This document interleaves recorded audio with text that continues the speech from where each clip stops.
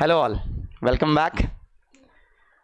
तो आज का हमारा लेक्चर जो है it is rotation about fixed axis. Rotation about fixed axis, pure rotation पर हम बात करने वाले हैं। ये हम अभी तक हमने मोमेंट ऑफ इनर्शिया और टॉर्क के बारे में काफ़ी बातें की हैं। Now we will shift to pure rotation. तो जो भी हमने अभी तक नॉलेज गेन की है बेटा मोमेंट ऑफ इनर्शिया और टॉर्क की, वो यहाँ यूज़ होने वाली है, प्योर रोटेशन में यूज़ होने वाली है। तो इसका शॉर्ट इंट्रोडक्शन मैंने दिया था, when is a body set to be in pure rotation. Pure rotation में तब बोली जाती है body when angular displacement, angular velocity and angular acceleration of all the particles of the body are exactly same. मतलब हर किसी का angular displacement, हर पार्टिकल का एंगुलर डिस्प्लेसमेंट बराबर होगा आपस में, और हर पार्टिकल की एंगुलर वेलोसिटी भी सेम होगी एट एनी गिवन मोमेंट, और हर पार्टिकल का एंगुलर एक्सेलरेशन भी सेम होगा। एक्चुअली यहां हम रिजिड बॉडीज की बात कर रहे हैं ऑब्वियसली। तो रिजिड बॉडीज में प्योर रोटेशन जब बॉडी कर रही होती है तो all the particles of the body will be doing circular motion about axis of rotation. मतलब ये जो है एक्सिस ऑफ रोटेशन, उन पॉइंट्स को कनेक्ट करने वाली लाइन को बोला जाता है जिनके अबाउट पार्टिकल सर्कुलर मोशन करेंगे। ये जो ये पार्टिकल है हमारे, इसके वो सर्कुलर मोशन करेंगे जिन पॉइंट्स के अबाउट, जो सेंटर्स ऑफ द सर्कल्स होंगे उनको आप कनेक्ट कर देंगे आपस में, तो फिर ये इस तरीके से सर्कुलर मोशन करते हुए दिखेंगे आपको सारे पार्टिकल। और हर पार्टिकल के सर्कुलर मोशन का ओमेगा और अल्फा और एंगुलर डिस्प्लेसमेंट सेम होगा। Then it is called pure rotation. Now pure rotation में हम दो टाइप की प्रॉब्लम सॉल्व करेंगे बेटा, जैसे कि हमने प्योर ट्रांसलेशन में भी की थी। वन इज अ स्टैटिक की problem and the second is dynamics की प्रॉब्लम्स। स्टैटिक एंड डायनेमिक्स ऐसा कोई बहुत मुश्किल चीज नहीं है ये। स्टैटिक जैसे कि समझते हैं आप, स्टैटिक का मतलब रुका हुआ। तो स्टैटिक रोटेशन, स्टैटिक सिस्टम हम तब बोलेंगे कि हमारा सिस्टम स्टैटिक है जब वो मूव नहीं कर रहा होगा। तो स्टैटिक अगर होगा तो उस पर net torque should be zero, net torque should be zero. Rotation अगर रोटेशनल इक्विलिब्रियम में है एक तरीके से, तो उस केस में नेट टॉर्क जीरो होना पड़ेगा। अब सवाल है किस पॉइंट के अबाउट जीरो होना पड़ेगा टॉर्क, क्योंकि टॉर्क या अलग अलग पॉइंट के अबाउट अलग अलग आता है। तो अगर बॉडी स्टैटिक है तो ग्राउंड फ्रेम से या रुके हुए फ्रेम से it should have zero torque, inertial frame of reference से it should have zero torque about all the points. तो torque, net torque should be zero about all the points of inertial reference frame. Inertial reference frame के हर point के about torque zero होगा। आप कोई भी point ले लीजिए, हम प्रॉब्लम सॉल्व करेंगे तब दिखेगा आपको। डायनेमिक्स की प्रॉब्लम्स वो होंगी जिनमें बॉडी मूव कर रही होगी, रोटेशन हो रहा होगा और कुछ अल्फा प्रेजेंट होगा, तब हमारा torque is equal to I alpha होगा। जो इक्वेशन हम यूज करेंगे तब यूज करेंगे torque is equal to I alpha dynamics की प्रॉब्लम्स के लिए। तो स्टार्ट करेंगे आज हम स्टैटिक की प्रॉब्लम से। तो सीधे सीधे एग्जाम्पल पे उतरेंगे, एग्जाम्पल से ही हम स्टार्ट करेंगे। कोई थियरी इसमें इतनी ज़्यादा है नहीं कुछ। तो जैसे सीपीएस का पहला क्वेश्चन देखेंगे, बहुत स्टैंडर्ड सवाल है। तो उसमें क्या है, उसमें हमारे दो स्मॉल किड्स हैं। तो ये सीसॉ है, सीसॉ आपने यूज़ किया होगा बचपन में कभी। तो ये फल्क्रम है और फल्क्रम बीचों बीच है। फल्क्रम फोर्स लगा सकता है ऑब्वियसली सीसॉ पे। Two small kids weighing 10 kg and 15 kg are trying to balance a seesaw. The total length is 5 meter and fulcrum at the center. Total length 5 metre है, तो याली length 2.5 metre हो जाएगी और याली length भी 2.5 metre हो जाएगी। मतलब टोटल लेंथ अगर 5 मीटर है तो ये फल्क्रम से ये लेंथ लेफ्ट वाली 2.5 होगी और राइट वाली भी 2.5 होगी। तो दोनों किड्स का, एक का मास 10 kg है, दूसरे का 15 kg है। अब ये बैलेंस करने की कोशिश कर रहे हैं हमारे सीसॉ को। तो सीसॉ को अगर ये बैलेंस करने की कोशिश कर रहे हैं तो बोल रहा है one of the kid is sitting at the end, where should the other sit. अब क्योंकि सीसॉ बैलेंस्ड है तो इसका ये मतलब है कि this is in equilibrium, this is static, in static condition. तो स्टैटिक कंडीशन में सिस्टम पे नेट टॉर्क जीरो होना चाहिए। सवाल है किस पॉइंट के अबाउट नेट टॉर्क जीरो होना चाहिए। जवाब है हर पॉइंट के अबाउट, कोई भी पॉइंट हो इनर्शियल रेफरेंस फ्रेम का, उसके अबाउट टॉर्क जीरो होना चाहिए। अब जैसे यहां पर फॉर एग्जाम्पल मैं मान लूं कि ज़्यादा वेट वाला बॉय अगर बिल्कुल एंड पे बैठा है, फॉर एग्जाम्पल 15 kg वाला बिल्कुल कोने पे बैठा है, तो 10 kg वाला कहाँ पर बैठ के बैलेंस कर पाएगा इसको? अगर 15 kg वाला बिल्कुल कॉर्नर पे बैठा है फॉर एग्जाम्पल, क्योंकि हमें ये दे नहीं रखा क्वेश्चन में कौन कॉर्नर पे बैठा हुआ है, लेकिन दोनों में से एक बच्चा कॉर्नर पे बैठा हुआ है, ये दिया हुआ है, तो मान लेता हूं पहले 15 kg वाला कॉर्नर पे बैठा है, तो उस पर ग्रेविटी लग रही है 150 न्यूटन। यहाँ जो फल्क्रम है वहां पर कुछ फोर्स लगेगी, जो भी लगेगी Fy। बाकी इसका जो सेंटर ऑफ ग्रेविटी होगा वो खुद उसके सेंटर पे होगा, मतलब उसका मास हमें दे नहीं रखा है, वो जो भी लगेगा mg जो है उसके सेंटर पे एक्ट होगा, उसके सेंटर पे हम एक्ट कराएंगे। नाउ ये जो हमारा दूसरा बॉय है वो कहाँ पर बैठे कि ये टॉर्क मतलब ये सिस्टम इक्विलिब्रियम पे रह सकता है? तो ऑब्वियसली वो 2.5 मीटर से पीछे तो बैठ नहीं सकता, तो 10 kg का बॉय अगर, क्योंकि इसके बाहर तो बैठ नहीं सकता, अगर x दूरी पे है तो क्या ये सिस्टम इक्विलिब्रियम पे हो सकता है? 10 kg का बॉय है तो ग्रेविटी उस पर 100 न्यूटन लग रही है, तो अगर ये इक्विलिब्रियम पे होना है तो torque should be balanced about every point, तो फल्क्रम के पॉइंट के अबाउट भी बैलेंस्ड होना चाहिए। तो अपने आप को इमेजिन कर लीजिए कि आप फल्क्रम पर बैठे हुए हैं, अगर आप फल्क्रम पर बैठे हुए हैं बेटा, तो फल्क्रम पर बैठे हुए हैं तो फल्क्रम के अबाउट ये वाले ग्रेविटी का टॉर्क इस तरीके से आ रहा है, ये फोर्सेस का कोई टॉर्क नहीं होगा क्योंकि आप उसी पॉइंट पर बैठ गए, और ये वाले का टॉर्क जो आ रहा है वो एंटी क्लॉकवाइज आ रहा है और ये वाले का टॉर्क क्लॉकवाइज आ रहा है, तो 150 into 15 this should be equal to 100 into x, मतलब अगर इक्विलिब्रियम पे है तो नेट टॉर्क शुड बी 0। जैसे हम याद है आपको, हम ट्रांसलेशन में भी करते थे, अगर स्टैटिक में है, स्टैटिक प्रॉब्लम है न्यूटन्स लॉज ऑफ मोशन में, तो नेट फोर्स 0 होनी चाहिए। नेट फोर्स 0 होने के लिए एक तरफ की फोर्स को दूसरी तरफ की फोर्स के इक्वेट कर देते थे, यहां पर भी अगर इक्विलिब्रियम पे है तो नेट टॉर्क 0 होना चाहिए, तो एक तरफ का टॉर्क दूसरी तरफ के टॉर्क के बराबर हो जाना चाहिए। तो इस तरीके से हम इस इक्वेशन को लिख सकते हैं, या इसको आप ऐसे भी लिख सकते थे, अगर इसको पॉजिटिव टॉर्क इमेजिन कर रहे हैं तो 150 इंटू 15, तो इसको नेगेटिव टॉर्क इमेजिन करना पड़ेगा -100 into x, this should B 0। तो दोनों एक ही बात है एक्चुअली। तो यहां पर से अगर देखेंगे तो यह आ गया 225, तो 22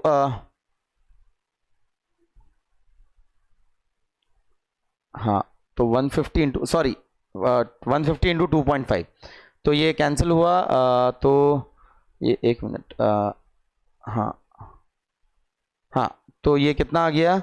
ये आ गया 15/4, 15/4 की वैल्यू 3 पॉइंट समथिंग होगी, 3.75, और 3.75 इज ऑब्वियसली ग्रेटर देन 2.5, तो ये x पॉसिबल नहीं है, x cannot be equal to 3.75। मतलब अगर हैवियर बॉय बिल्कुल एंड पे बैठा है तो लाइटर बॉय कहीं पर भी बैठ जाए वो बैलेंस नहीं हो पाएगा हमारा सीसॉ। इसका मतलब ये है कि कोने पे जो बैठा हुआ बॉय होगा वो 10 kg वाला बॉय होगा, तो इस पर ग्रेविटी लग रही होगी 100, तो फिर इसको फिर कहाँ बैठना पड़ेगा, कितनी दूरी पे, वो हमको बताना है कि 15 kg वाले को कितनी दूरी पे बैठना पड़ेगा। तो ये अगर देखेंगे फल्क्रम पर बैठकर देखेंगे तो 100 into 2.5 will be equal to 150 into x, तो यहाँ पर से देखेंगे तो 25/15 मतलब 5/3, मतलब 1.67 एक तरीके से। तो इतने मीटर की दूरी पे बैठना पड़ेगा हैवियर बॉय को ताकि ये सिस्टम इक्विलिब्रियम पे रह सके, ठीक है। तो ये हमने एक पहला एग्जांपल देखा स्टैटिक का, तो टॉर्क बैलेंसिंग की हमने यहाँ पर एक तरीके से। इसी तरीके का दूसरा सवाल है बेटा, क्वेश्चन नंबर 2 देखेंगे, तो क्वेश्चन नंबर 2 भी टॉर्क बैलेंसिंग स्टैटिक का क्वेश्चन है। तो उसमें क्या है, अच्छा उससे पहले एक बात कि ग्रेविटी, टॉर्क कैलकुलेट करना है ग्रेविटी का, तो ग्रेविटी जिस सिंगल पॉइंट पे हम अप्लाई करेंगे उसको हम सेंटर ऑफ ग्रेविटी बोलते हैं, सेंटर ऑफ ग्रेविटी। और फिलहाल आपके लिए centre of gravity is similar to centre of mass. वैसे सेंटर ऑफ ग्रेविटी और सेंटर ऑफ मास अलग अलग होते हैं, लेकिन वो मैं केवल स्पेशल लेक्चर में बात करूंगा, what is the difference between centre of mass and centre of gravity. फिलहाल आपके लिए centre of mass and centre of gravity are same thing. मतलब ग्रेविटी आपको टॉर्क कैलकुलेट करना होगा ग्रेविटी का, तो ग्रेविटी को एक सिंगल पॉइंट पे अप्लाई करना होगा, तो सिंगल पॉइंट हम सेंटर ऑफ मास लेंगे जो सिस्टम का सेंटर ऑफ मास होगा, ठीक है। तो क्वेश्चन नंबर 2 अगर देखेंगे तो यहाँ पर एक इस तरीके से सिस्टम जो है, एक पुली है, इस पर ये रस्सी रैप्ड है, ये हैंग्ड है, फिर यहाँ पर ये दूसरी पुली है, यहाँ पर ये हिंज है इस तरीके से, और यहाँ पर एक रॉड इस तरीके से है और ये रॉड से रस्सी लगी हुई है। ये W1 वेट है और हैवी रॉड का वेट W है।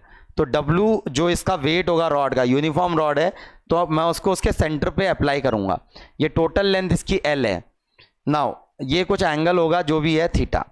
ये हाइट दे रखी है L, हाँ हाइट भी L दे रखी है, तो ये एंगल थीटा बड़े आराम से दिख रहा है आपको। तो थीटा विल बी 45 डिग्री, क्योंकि tan theta will be perpendicular upon base.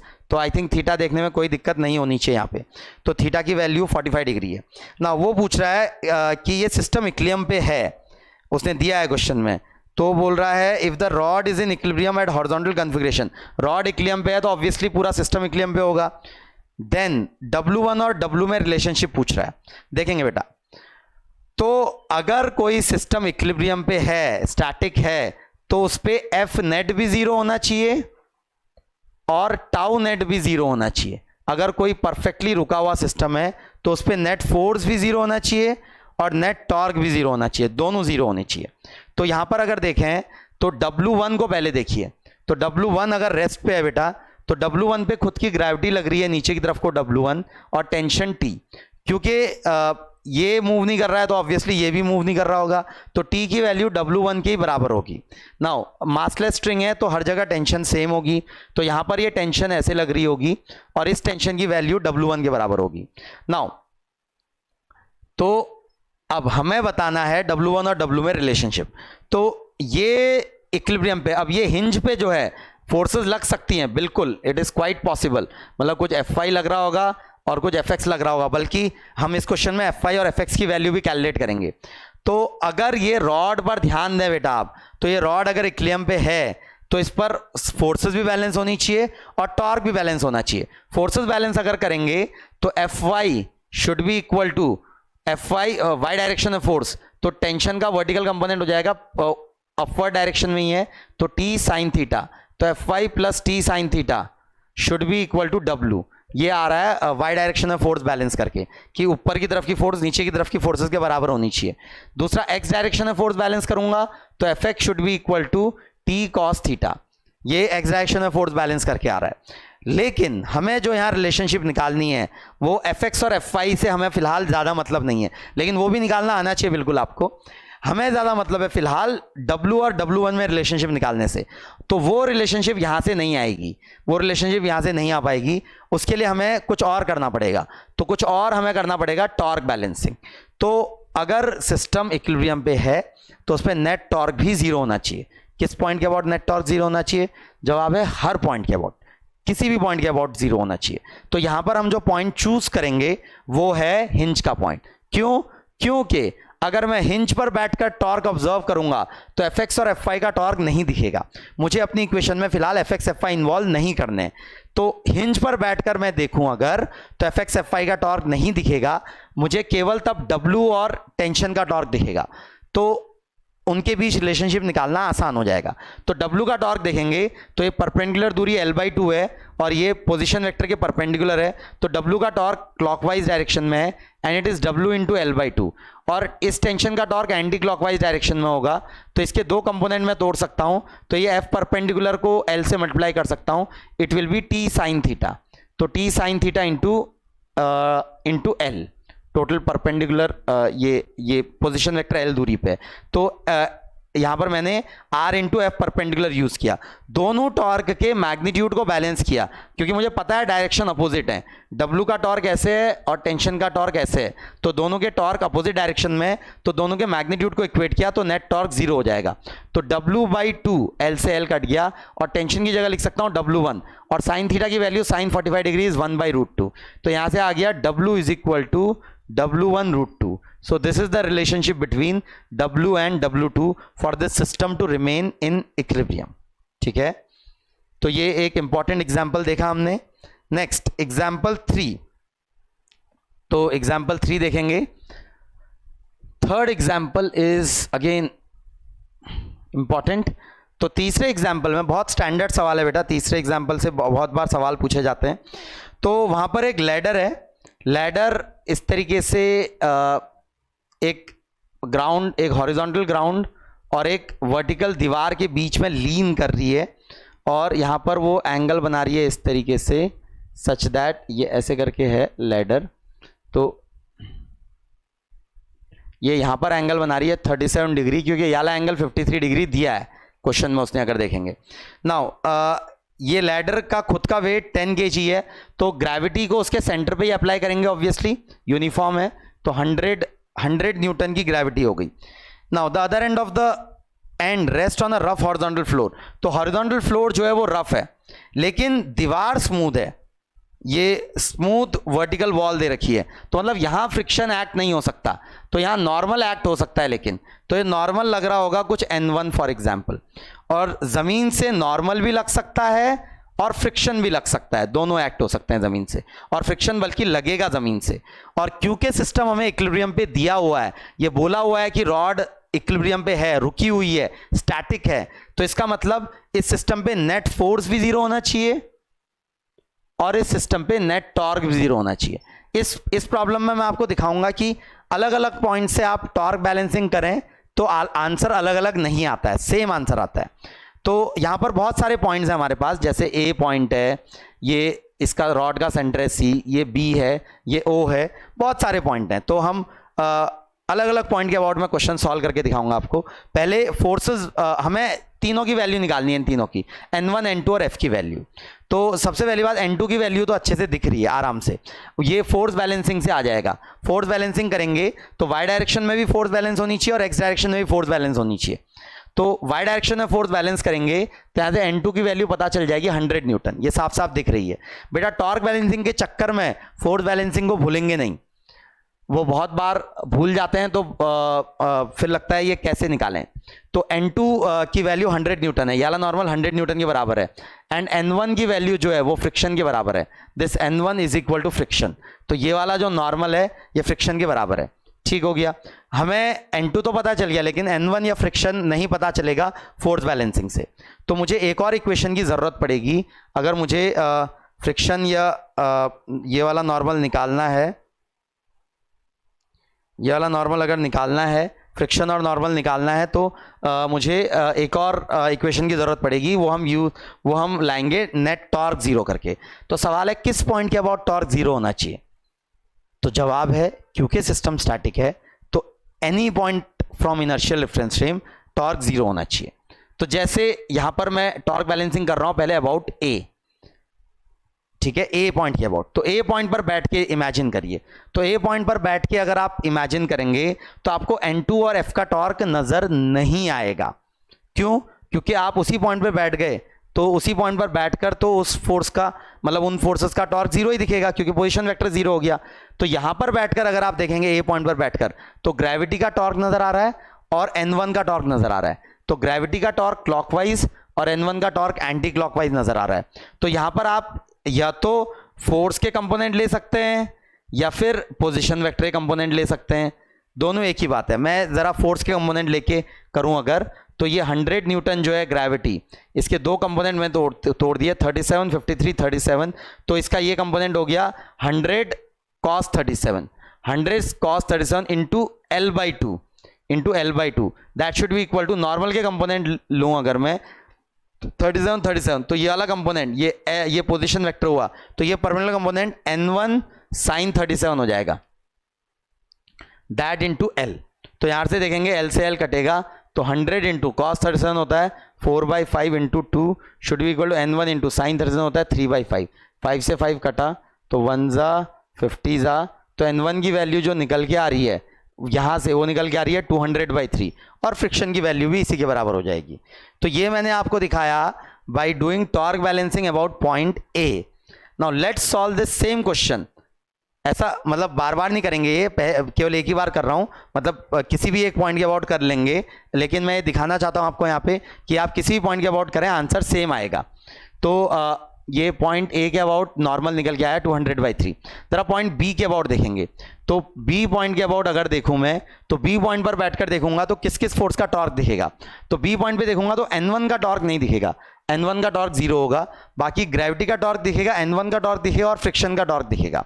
तो बी पॉइंट पर बैठकर ग्रेविटी का टॉर्क जो दिख रहा है it is anti clockwise, friction का टॉर्क भी एंटी क्लॉकवाइज, नॉर्मल N2 का टॉर्क इज क्लॉकवाइज, N2 का टॉर्क क्लॉकवाइज है। अगर आप ध्यान से देखेंगे तो यहां पर अगर मैं देखूं दोनों एंटी क्लॉकवाइज टॉर्क को क्लॉकवाइज टॉर्क से इक्वेट करूंगा, तो यहां पर मैं N2 के कंपोनेंट ले लेता हूं कि वो पोजीशन वेक्टर L है 37 53 37, तो ये वाला कंपोनेंट हो जाएगा परपेंडिकुलर कंपोनेंट N2 cos 37। बेटा ये वाला एंगल 37 डिग्री है, ठीक है, तो ये हो गया N2 cos 37 degree, that into L total मतलब R वेक्टर की लेंथ L के बराबर है। तो F परपेंडिकुलर इनटू L किया मैंने, तो ये मेरा जो टॉर्क आया वो एंटी क्लॉकवाइज सॉरी ये क्लॉकवाइज टॉर्क आया, बाकी ये दोनों टॉर्क एंटी क्लॉकवाइज हैं।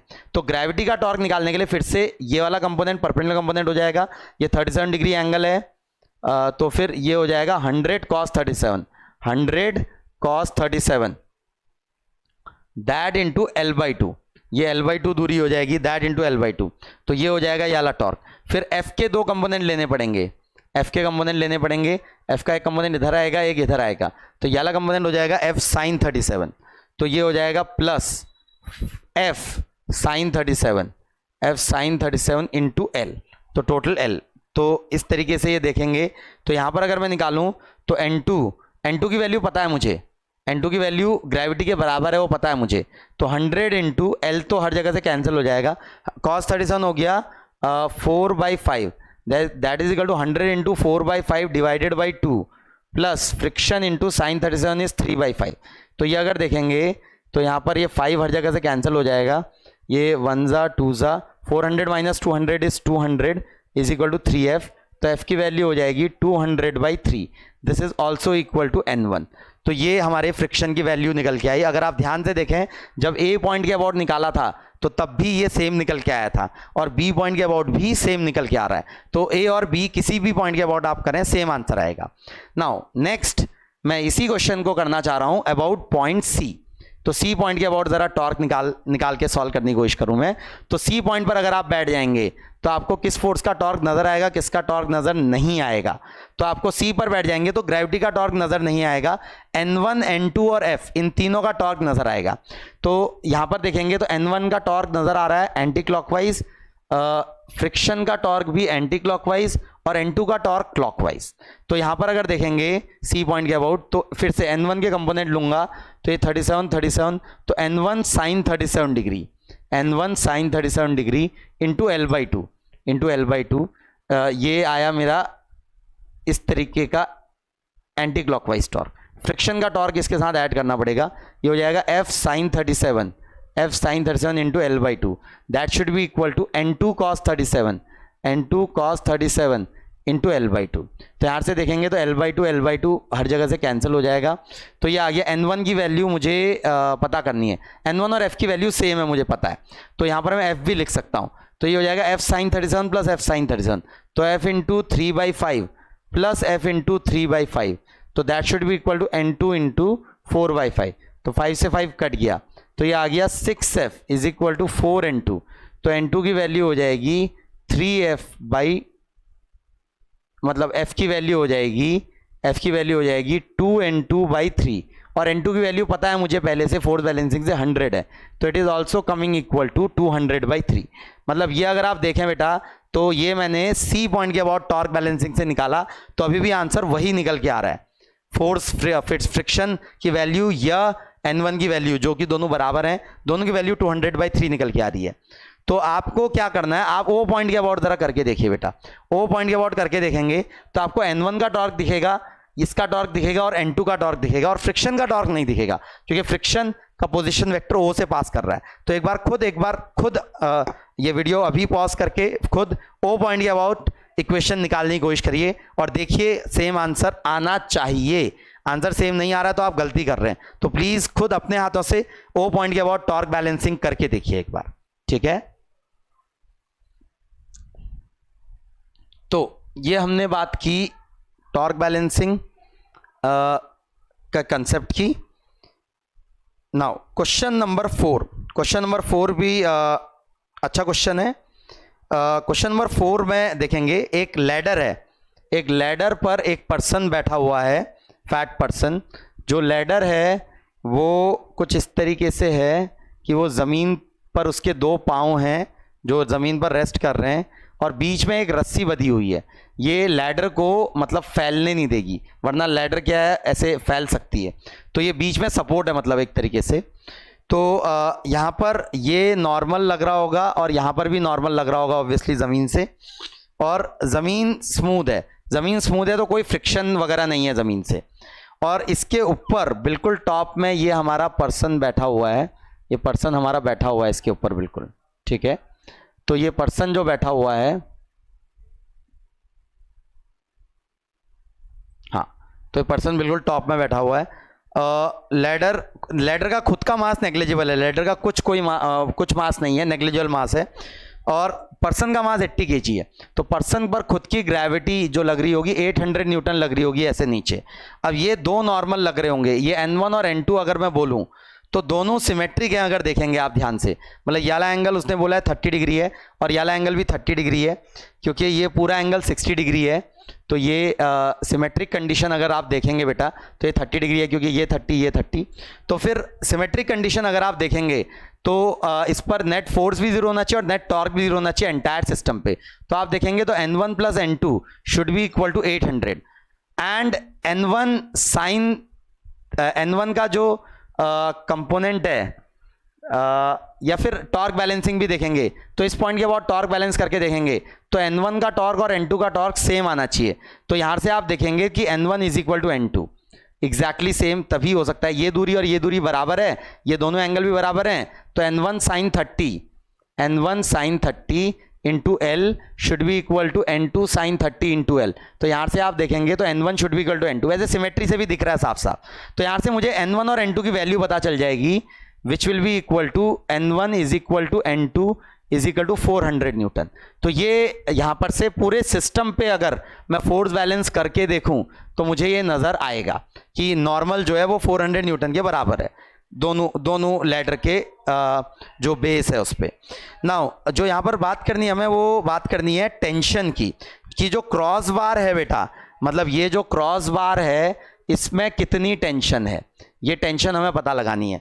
तो इसके लिए ज़रा ध्यान से देखेंगे बेटा ये कि हमें कैसे इसको कर सकते हैं। इस केस में पूरा सिस्टम लेके फ़ायदा नहीं है, क्योंकि पूरा सिस्टम लेंगे तो जो क्रॉस बार की टेंशन है वो इंटरनल फोर्स हो जाएगी, तो वो हम कैलकुलेट नहीं कर पाएंगे। तो यहाँ आपको सिस्टम चूज करना आना चाहिए। तो सिस्टम ये चूज करिए बेटा, ये लैडर, आधी लैडर एक तरीके से। तो आधी लैडर को अगर सिस्टम चूज करेंगे तो उस पर ये N1 लग रहा होगा, ये टेंशन लग रही होगी, और यहाँ इसकी ग्रेविटी वगैरह जो भी है, और यहाँ से लग रहा होगा कोई फोर्स, मतलब दूसरी लैडर से कुछ फोर्स लग रहा होगा और ग्रेविटी वगैरह लग रही होगी। अब हमें जो निकालना है, हमें N1 पता है और मुझे टेंशन पता करना है। तो मुझे यहाँ पर जो दोनों लैडर्स के बीच यहाँ फोर्स लग रही है और ये जो ग्रेविटी लग रही है, इससे हमें मतलब नहीं है। तो क्योंकि एंटायर सिस्टम इक्विलिब्रियम पे है, तो सिस्टम का एक छोटा पार्ट भी इक्विलिब्रियम पे होना चाहिए। तो सिस्टम का एक आधा पार्ट भी इक्विलिब्रियम पे होने के लिए उस पर भी नेट टॉर्क जीरो होना चाहिए। तो किस पॉइंट के अबाउट नेट टॉर्क जीरो होना चाहिए? तो जवाब है हर पॉइंट के अबाउट जीरो होना चाहिए, लेकिन हम टॉर्क बैलेंस करेंगे यहां पर बैठकर। तो अपने आप को ये आदमी के सर पे बैठा लीजिए।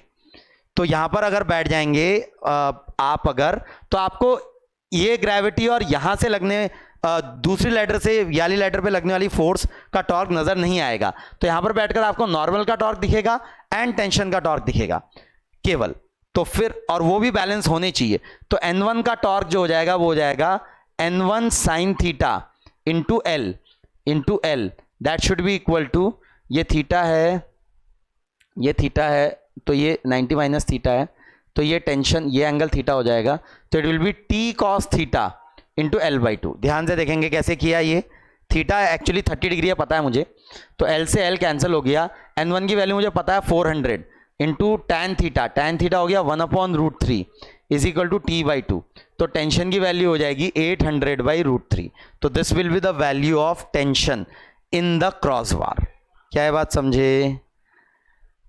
ठीक है, तो ये आज हमने काफ़ी प्रॉब्लम्स, अच्छी प्रॉब्लम्स देखी, इसकी स्टार्ट किया है। क्वेश्चन नंबर 5 बेटा होमवर्क है, एक क्वेश्चन केवल होमवर्क दे रहा हूं मैं आपको स्टैटिक का। क्वेश्चन नंबर 5 स्टैटिक का क्वेश्चन है and it is homework. Please इसको करके लाएंगे और फिर नेक्स्ट क्लास में मैं इसको पहले डिस्कस करूंगा, मुझे व्हाट्सएप पे रिप्लाई करेंगे। ज़्यादा मुश्किल सवाल नहीं है बेटा, इससे ज़्यादा मुश्किल सवाल मैंने आपको अभी सॉल्व कराए हैं। तो simple force balance and torque balance करना है, और टॉर्क हर पॉइंट के अबाउट बैलेंस करके देखिए, एटलीस्ट 2-3 पॉइंट के अबाउट तो करके देखिए, तो आप देखेंगे सेम आंसर निकल के आता है। तो क्वेश्चन नंबर 5 होमवर्क है। नाउ इसके आगे का जो है हमारा कंसेप्ट विच इज डायनेमिक्स के क्वेश्चन।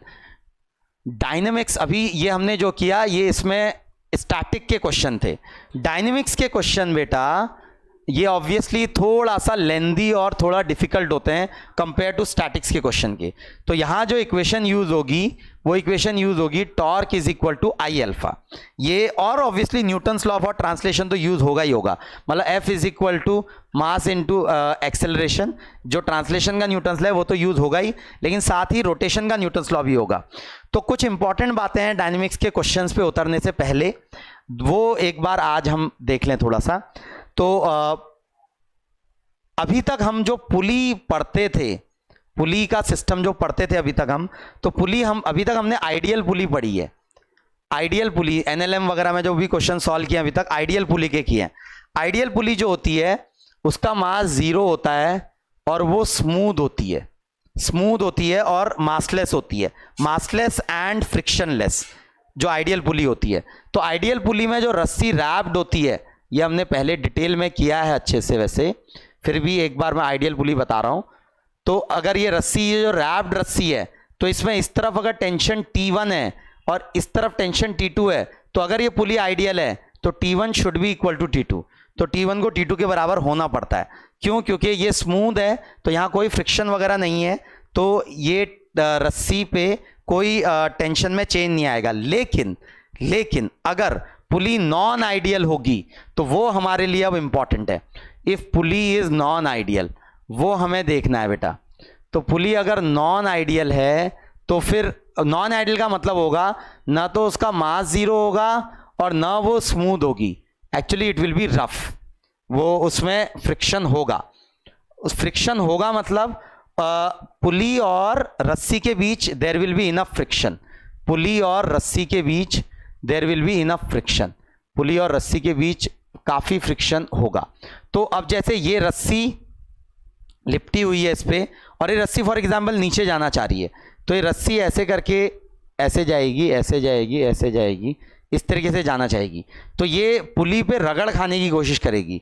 तो पुली पे अगर रगड़ खाएगी रस्सी, तो पुली अगर स्मूथ है तब तो कुछ नहीं लगा सकती फोर्स फ्रिक्शन की, लेकिन अगर पुली रफ है तो फिर पुली रस्सी को रोकने की कोशिश करेगी, तो उसके स्लिपिंग को अपोज करेगी, तो यहां फ्रिक्शन रस्सी पे इस तरीके से लगने लगेगा, इस तरीके से फ्रिक्शन एक्ट होने लगेगा। तो इस केस में अगर देखेंगे तो क्या T1 और T2 बराबर होंगे? तो ध्यान से देखें अगर, तो रस्सी को इमेजिन करके एक बार सीधा कर लीजिए। तो ये T1, ये T2, तो ये T1 इस पार्ट पे जो नीचे लग रहा होगा यहाँ लेफ्ट लगते हुए दिखेगा, ये T2 जो नीचे लग रहा होगा ये राइट लगते हुए दिखेगा, और ये जो फ्रिक्शन लग रहा होगा ये ऐसे करके लगता हुआ दिखेगा। रस्सी अभी भी मासलेस है, रस्सी अभी भी मासलेस है, मैं जस्ट उसको T1 और T2 में रिलेशनशिप देखने की कोशिश कर रहा हूँ। तो T1 और T2 को अगर देखेंगे तो फ्रिक्शन इस बार लग रहा है, तो फ्रिक्शन लेफ्ट साइड को लगते हुए दिखेगा अगर ऐसे सीधा कर देंगे। तो यहाँ पर जो T2 की वैल्यू होगी it will B T1 plus जो भी फ्रिक्शन की नेट वैल्यू है, इसका मतलब T2 will be greater than T1। तो मतलब अगर रस्सी, अगर पुली नॉन आइडियल है, जो कि अभी हम डील करेंगे, तो if the pulley is non ideal मतलब पुली इज रफ और वो इनफ रफ है, इनफ रफ होने का मतलब होता है कि वो इतना फ्रिक्शन है, फ्रिक्शन कोएफिशिएंट है वहां कि रस्सी पुली पे स्लिप नहीं करेगी। No slip between pulley and string. Now this is very very important कि हमको ये एज्यूम करना होगा कि अगर रस्सी के हर पॉइंट की वेलोसिटी v है, फॉर एग्जांपल रस्सी के हर पॉइंट की वेलोसिटी v है, तो ये पुली रेस्ट पे नहीं रह पाएगी, ये पुली रोटेट करेगी, और ये पुली रोटेट करेगी ओमेगा एंगुलर वेलोसिटी से फॉर एग्जांपल। तो पुली का जो पॉइंट ऑफ कांटेक्ट होगा उसकी अगर ये रेडियस r है और इसकी एंगुलर वेलोसिटी अगर ओमेगा है, तो यहां पर ये पॉइंट देखिए बेटा, ये रस्सी का पॉइंट और पुली का पॉइंट जो कांटेक्ट में है, तो रस्सी के पॉइंट की वेलोसिटी v है, तो पुली के पॉइंट की वेलोसिटी होगी ओमेगा r। और अगर स्लिपिंग नहीं हो रही है, मतलब नॉन आइडियल पुली और रफ है, तो फिर v और ओमेगा में रिलेशनशिप होगा v is equal to omega r। तो v की वैल्यू ओमेगा r के बराबर होगी, v will be equal to omega r अगर स्लिपिंग नहीं हो रही है। सिमिलरली अगर रस्सी के पॉइंट का एक्सेलरेशन a है, ये a एक्सेलरेशन से मूव कर रही है रस्सी, और इसका एंगुलर एक्सेलरेशन अल्फा है, तो रस्सी के हर पॉइंट का एक्सेलरेशन a है, तो रस्सी का हर पॉइंट a एक्सेलरेशन से ऐसे मूव कर रहा है, और पुली रोटेट कर रही है अल्फा से, रोटेट करना ही पड़ेगा उसको अगर स्लिपिंग नहीं होनी है। तो a और अल्फा में रिलेशनशिप होनी पड़ेगी कि इस पॉइंट का एक्सेलरेशन भी सेम होना चाहिए, क्योंकि v और ओमेगा r अगर सेम है तो इसका डेरिवेटिव भी सेम होगा। तो ये a should be equal to alpha r, मतलब v should be equal to omega r and a should be equal to alpha r। ये कंडीशन सेटिस्फाई होनी पड़ेंगी अगर नॉन आइडियल पुली है और इनफ रफ है, there is no slipping between string and pulley. और normal questions में, rotation में, जहां भी मुझे पुली का मास या मोमेंट ऑफ इनर्शिया दिया है, तो वहां पर मुझे एज्यूम करना होगा कि ये रफ है। ठीक है, अच्छा एक छोटा सा टॉपिक है, ये टॉपिक मैं करा देता हूं भी, ये स्किप हो गया था इन मोमेंट ऑफ इनर्शिया, वैसे ये आएगा क्योंकि बहुत बार। तो टॉपिक है मोमेंट ऑफ इनर्शिया से रिलेटेड टॉपिक है, it is called radius of gyration. ये हम डील करेंगे काफी बार। रेडियस ऑफ जायरेशन के से रिप्रेजेंट कर रहा हूं, जैसे मैं for example radius of gyration. तो रेडियस ऑफ जायरेशन किसे बोलते हैं कि अगर किसी सिस्टम का किसी एक्सिस के अबाउट मोमेंट ऑफ इनर्शिया है i, इस सिस्टम का मास है m और इस एक्सिस के अबाउट इसका मोमेंट ऑफ इनर्शिया i है, then radius of gyration is such that if entire mass of the system was replaced by a single mass, single point mass, then what should be the distance of that single mass from axis of rotation such that moment of inertia of this object and this point mass are equal। मतलब फिर से सुनेंगे कि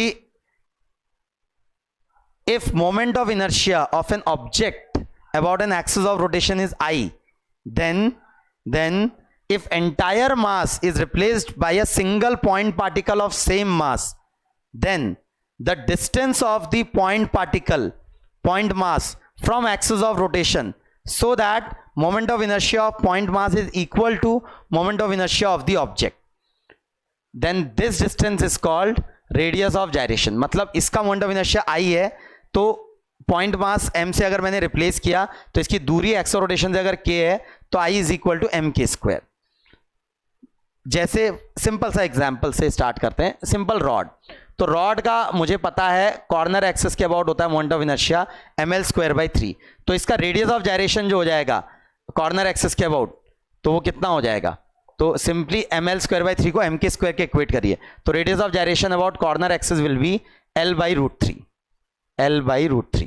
similarly rod का central axis के about अगर देखेंगे तो रेडियस ऑफ जायरेशन जो हो जाएगा it will be L by root 12, क्योंकि याद हो आपको ml स्क्वायर बाई 12 होता है, तो L बाई रूट 12 हो जाएगा 2 रूट 3। तो अब जैसे रिंग है, तो रिंग का अपने से सेंटर से पास होने वाली परपेंडिकुलर एक्सिस के अबाउट अगर रिंग का रेडियस r है तो उसका मोमेंट ऑफ इनर्शिया भी mr स्क्वायर होता है, तो mr square is equal to m k square, तो इसका रेडियस ऑफ जायरेशन r के बराबर होगा।